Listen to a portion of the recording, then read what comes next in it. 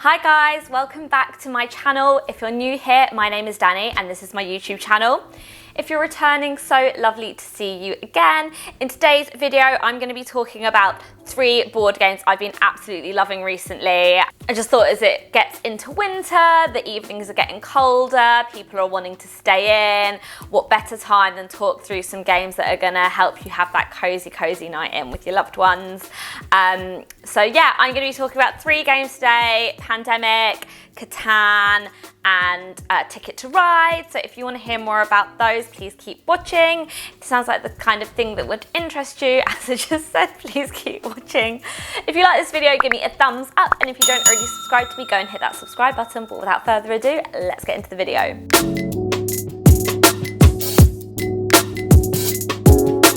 So I'm going to start with Pandemic. Pandemic is like a cooperative game, so you're all sort of playing together. You either all win or all lose, and you can play this game with sort of 2 to 4 people. That's what it says on the box. I think you can play with more than 4 people, but it will just make it really hard to win. So yeah, this is really ideal if there's just 2 of you wanting to play a board game. Yeah, I'd definitely suggest playing this. The basic principle of Pandemic is pretty much as it says on the tin. You have to work together to stop the world being taken over by a pandemic. I know this all sounds a little bit too familiar, doesn't it? The board basically takes the form of a map of the world, which sort of spotlights all different cities, and those are the different kind of places that your counter can move to, and there's kind of white lines connecting each of the cities, which shows sort of where you can move from one city to another. Each person will basically randomly kind of pick a role to play. There are kind of several different roles that you can choose from, and each different role gives you a different benefit and a different sort of advantage to the game, and you have to pick them at random. You can't just choose.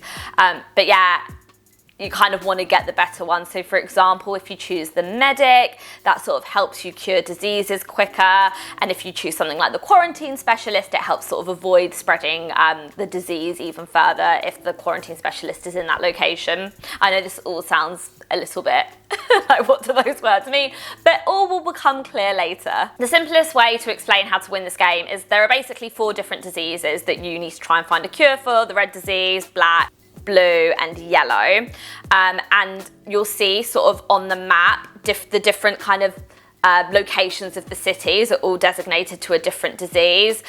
So for example, London is in the blue zone and is affected by the blue disease.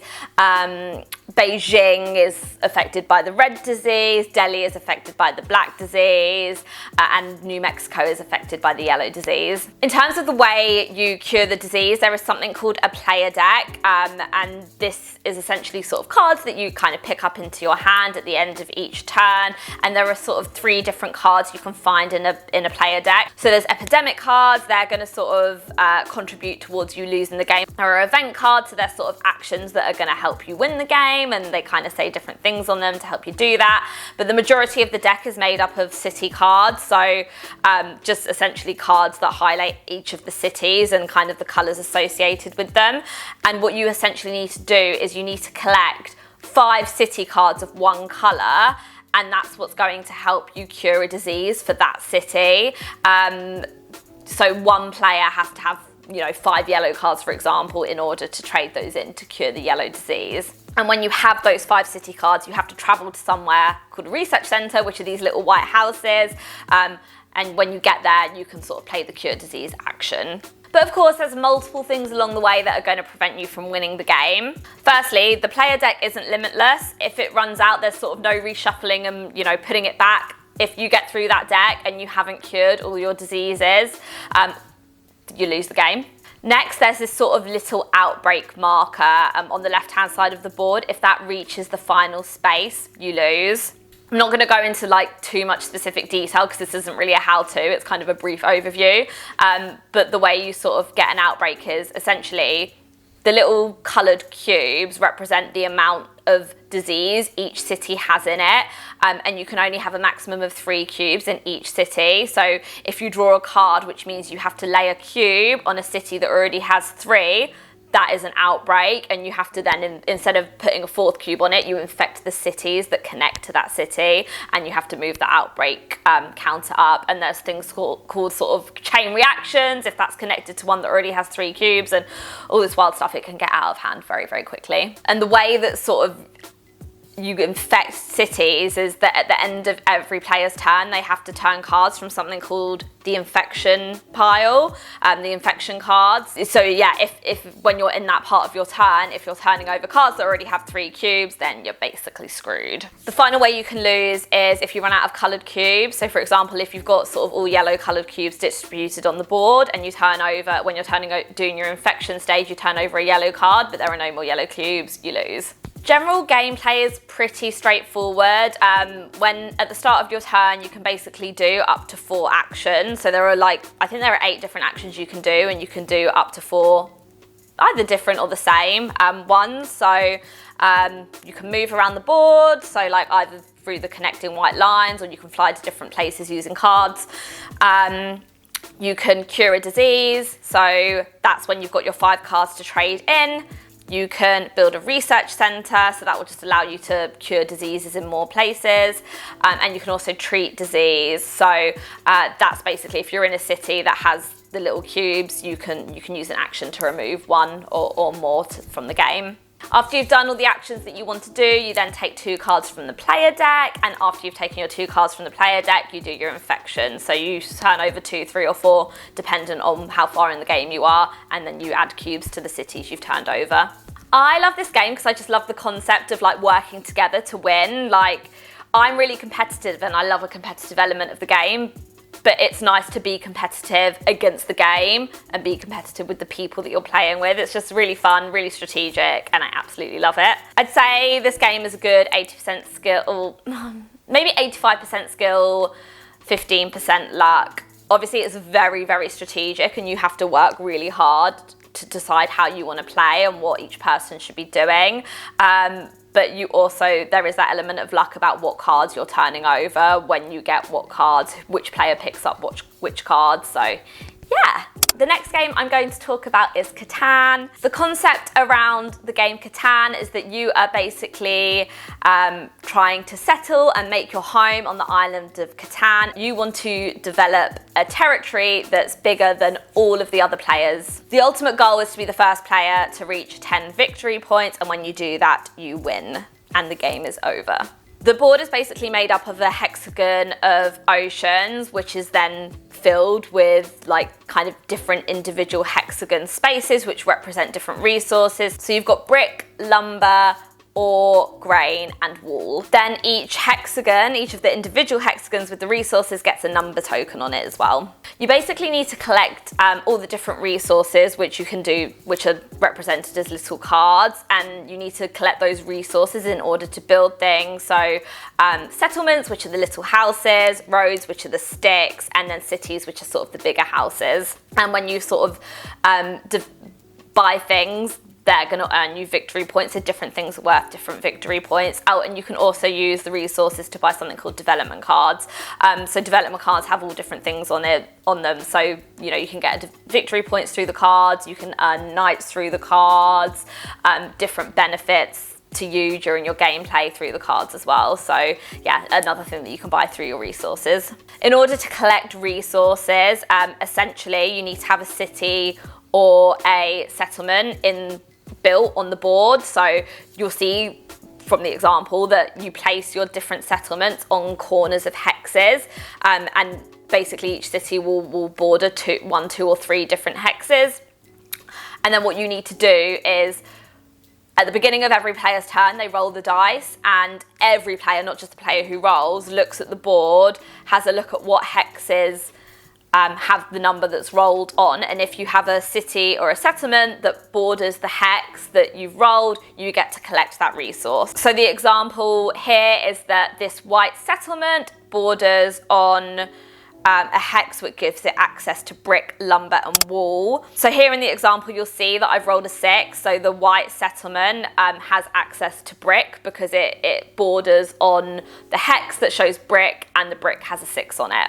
And then basically everything is worth a different number of victory points. So settlements are worth 1, cities are worth 2, you've got 1 point on some development cards, you can get points via having the longest road, having the biggest army, which you build through having knight cards, and yeah, you just basically have to build those points up as much as you can. The way gameplay will work is you'll start by rolling the dice and then every player collects resource. After you've done that, there's then sort of a trading element, so you can either sort of trade with the game or you can trade with other players to collect the resources you need, and then there's the buying stage. If you've got enough resources, you can buy different things. The only sort of compulsory move in every go is like actually rolling the dice, because if you physically don't have enough resources to buy things or trade things, you don't have to. There are loads of different rules as well. There's sort of the robber who jumps around and messes up everyone's game, steals cards off of people, etc. As I said, there's maritime trade. Luckily, it does come with this big rulebook almanac thing that has like every sort of detail question, whatever you could need at the end. It's someone who loves a rule book like me is absolute dream. I definitely sat and read that cover to cover. I love this game because it's so different to anything I've ever played before, and I just love deciding, like, based on where your settlements are, like, and based on what board you've got, where you should build settlements, what's going to benefit you the most, where you should be. And like every game is different, like your kind of approach on every game is going to be different, because sometimes the dice are in your favour and sometimes they're not, so you've just got to utilise it to the best of your advantage. I'd say this is 80% skill, 20% luck. Like, you really do have to strategise about where you're placing your developments and cities and when to collect cards, but it's all about like the dice being in your favour and rolling the numbers that you need to collect resources. The final game I'm going to talk about is Ticket to Ride, and I absolutely love Ticket to Ride. It's quickly become like sort of one of my top games. In this game, like, it's quite simply the person who wins is the person who has the most points at the end of the game, and the board has basically like a point keeper like around the outside, which is where you move your counters. In like my overlay clips, you'll see that the board is like too big for the table and for the camera, so like some of the outside of the board is being cut off, and I would never usually place the cards on the board like I am here. I'd usually place them on the table around the board, but space was not on my side, so don't judge my board game setup here.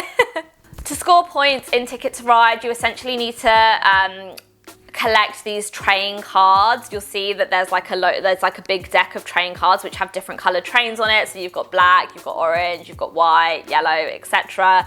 And you need to collect those cards in order to claim different routes between the different cities. So you'll see the board is made up of loads of different, it's a map of Europe, and it kind of spotlights different European cities that have kind of lines that connect them, that could be made up of 1, 2, 3, 4, anything up to 8 trains, and kind of they're spotlighted by different colours as well. So for example, you'll see that to get from Edinburgh to London, you either need 4 orange or 4 black trains. Or to get from Wilno to Slomensk, you need 3 yellow train tickets. Little disclaimer, all the cities are written in their local languages, which I think is great, but if I'm saying them and I'm not pronouncing them correctly, please don't come at me. I'm really not good with English words at the best of times, so I'm trying my best.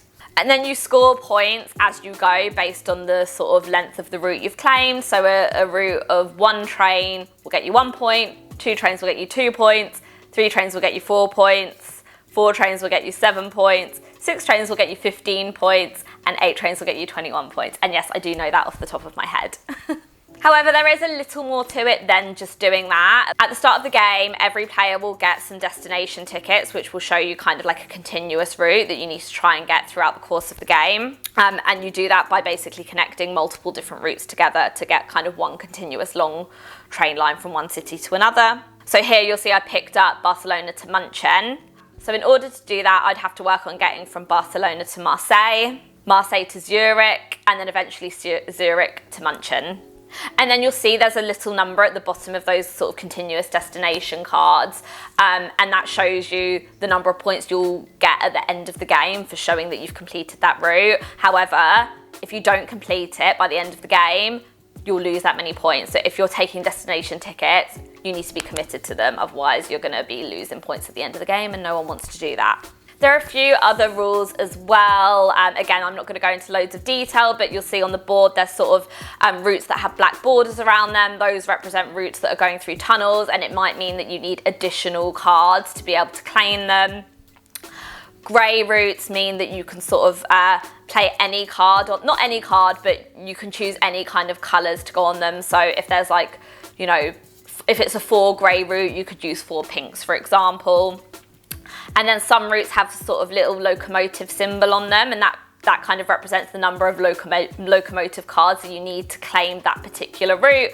Locomotive cards are essentially wild cards. You can use them all throughout the game, and they basically mean any colour. So say you're claiming like a 3 yellow route, you could use 2 yellows and a locomotive, or you could use 3 locomotive cards. But yeah, if a route, generally a grey route, shows a locomotive symbol, you have to use a locomotive card. All players also have access to train stations, and train stations will basically help you sort of get through cities and get through routes where another player has already claimed it. However, it kind of serves you well to not use your train stations, because you get points at the end for the number of train stations you still have. In terms of general gameplay, you can do sort of 1 of 4 different things throughout your turn. So you can take up to 2 train cards and add them to your sort of collection that you're going to have in your hand. There is no sort of card limit.